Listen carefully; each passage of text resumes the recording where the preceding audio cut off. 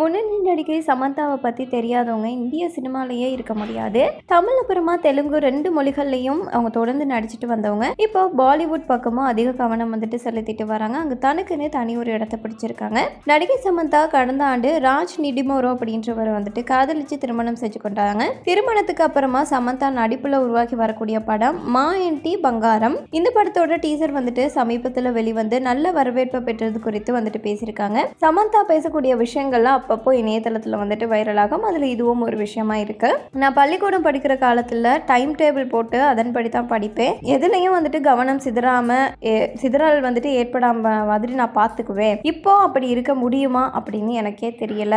ஏன்னா ரீல்ஸ் பார்ப்பதால வரக்கூடிய fear of missing out அப்படின்ற மாதிரி சொல்லியிருக்காங்க. பயம் மோசமானது. அதனால நான் என் இன்ஸ்டாகிராம் லாக் செஞ்சுட்டு இருக்கேன் வேணும் சொல்லியிருக்காங்க. ஸோ நடிகை சமந்தா பற்றி நீங்கள் என்ன நினைக்கிறீங்க அப்படின்ற உங்களோட ஒப்பீனியனை கமெண்ட்ஸில் சொல்லுங்கள்.